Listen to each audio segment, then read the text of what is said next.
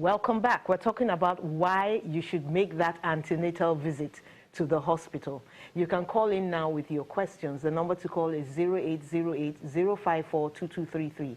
Again, that's 0808-054-2233. The number will be on your screen. You can also tweet at CTV_Mary A.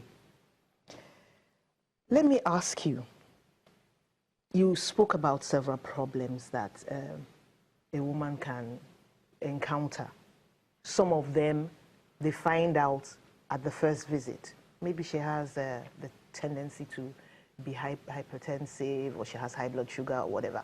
But you spoke about some problems you can't find at the beginning of pregnancy. One of them may be bleeding. What else could happen to a woman that she would have sworn would never happen to her? But because she's pregnant, lo and behold. Yeah. Well, we'll start from the early path of pregnancy. A woman can, normally early signs of pregnancy, nausea, vomiting. But a woman cannot tell. Those of them who, from emesis gravidarum, meaning vomiting in pregnancy, would progress to hyperemesis gravidarum.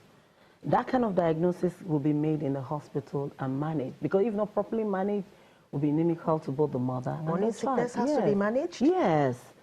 It has to. Excessive one that would cause, electrolyte imbalance, weight loss. The woman is not eating, she's dehydrated, her ketones are high. Those are not good signs. You understand? So that kind of woman should be able, so staying at home may not scare you because she's not eating. So starting from there. She has no appetite. Yes. A woman may not even know she's anemic.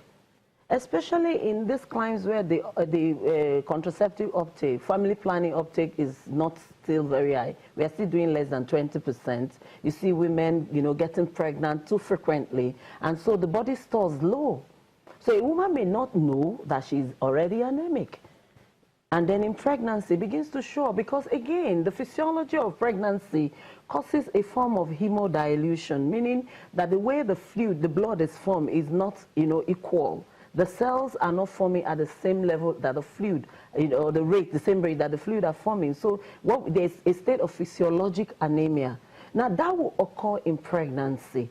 In a woman who is already anemic, it can worsen it. She cannot tell. That can only be detected in the hospital. So she may feel exaggerated pregnancies. I'm tired.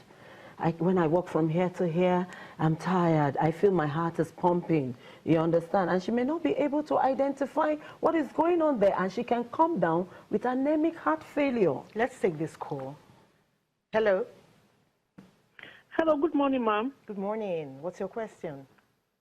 Please, I want to ask, I know of chemical pregnancy. I want Dr. Joy to explain what is chemical pregnancy, because some people would say you have chemical pregnancy, you have all the signs of pregnancy, and at the end of the day, it's you go to the hospital and they say you're not pregnant, all the signs are there. So what causes chemical pregnancy? Well, thank you, I'm sure. What is a chemical pregnancy? I've never heard of that before. A chemical pregnancy, as it were, is that a woman did a pregnancy test and it was positive. And it's called a chemical pregnancy? Yeah, it is called a chemical pregnancy because actually the confirmation of pregnancy is when you do a scan, an ultrasonography that can demonstrate the gestational sac or the fetal pole is a confirmation of pregnancy.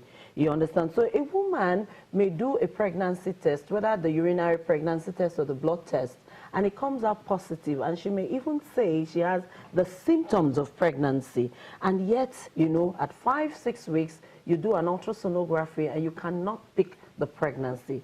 Now that could be because, again, the strips used may have high false positives. Okay. If a strip is faulty, not preserved, the way it's supposed to be, or you have contaminants there, the woman could do her tests and comes up positive, and yet she's not pregnant. But I don't think a lot of Nigerian women actually use those strips. No. They just feel pregnant.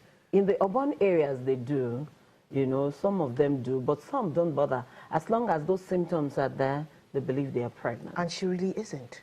And she may not. It may just be pseudo-pregnancy. You need to begin to look for other things. There's a disease spectrum called the gestational trophoblastic disease and all that may mimic pregnancy, but the woman is carrying an abnormal pregnancy. But even in that, you will find something in the uterus, depending on the type, you know, So that a you woman have. absolutely has to go to the hospital. No, she has. Because she could be thinking she's And pregnant. then we have something called pregnancy of unknown location. She may be pregnant, and then you do an ultrasonography, and you cannot locate the pregnancy. It is neither an intrauterine or extrauterine, because, of course, a woman may be pregnant, but is not inside the womb, it's in the tube. It's an ectopic that could pregnancy. be dangerous. Yes, and you go and do a scan, and the scan does not pick it up. It may be in the tube, may have been expelled into the abdominal cavity, you know. And so in that, you need a specialist to be able to monitor. There are parameters that you now use to, you know, to monitor this woman, be able to tell, is this really a pregnancy or a failing pregnancy? Because there are some pregnancies that may have occurred but failed almost immediately, you know. And then when you do the blood test, of course, it will remain positive for a while because the baby is there somewhere. Yes, you know, even though it had failed. Let's take another call. Sorry to cut you short there. Hello. Hello? I think we lost that call.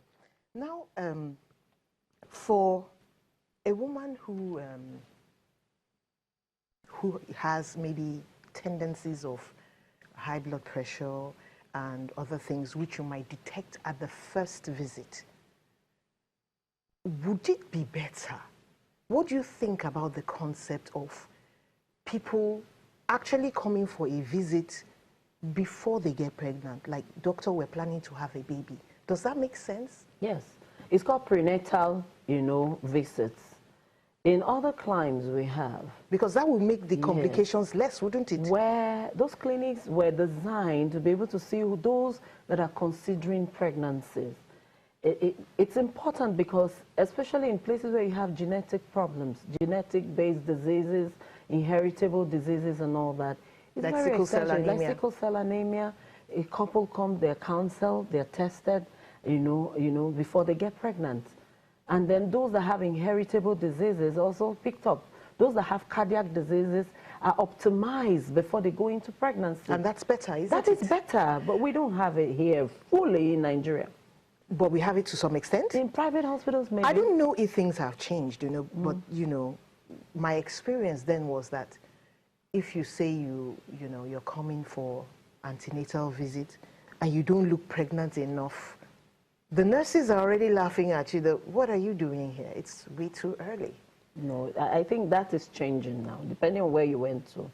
You know, it's changing. Because we are aware now that a woman can come to you at 8 weeks or even 6 weeks if she had other issues. Let me just quickly take this call from Amadi. Hello, Amadi. Hello, Amadi. Are you there? Hello, good morning. Good morning. What's your question? Yes, my question is, in pregnancy, at the point in time, you'll be measuring like a particular week. But unfortunately for you, when you get to the clinic, hello? We can hear you. Go ahead. Unfortunately, when you get to the clinic to meet with the obstetrician, they tell you that you're not reading the normal time you think you're reading. What is to cause that delay, as in lagging behind? For instance, it might be 9 weeks. It might be 9 weeks. When you get to the clinic, they'll tell you that no, your baby is not growing, you are 7 weeks. So what is to cause things like that? Thanks, Amadi. Thank you very much. She's talking about the method of counting. Okay. You go to the hospital, tell the doctor that, oh, you are 9 weeks pregnant. And she checks you and she says, no, it's 7 or whatever, it's 11. She's asking why the discrepancy in counting. Well, I know that online now they have this pregnancy calculators. But the principle is the same, especially if a woman has a regular menstrual period. Okay. So the last menstrual period is very critical, you know, in determining the gestational age. The last menstrual period is the first day of the last menses. Okay, so your counting will be faster than what the lady is counting because she's not going to be counting from her former period. Most of them will not count from the, but we start counting from the last normal menstrual period you had, the very first day. And then we have some rules that we use to calculate that. Given that a larger proportion of women have regular cycles. That should be able to determine the gestational age, which is counted in weeks. Thank you very much, Dr. Agbara, for coming. That was a very convincing argument. And thank you so much for calling in, Amadi and Christy. Thank you also all at home for listening in. Have a wonderful day. I am Mary Alale Yusuf.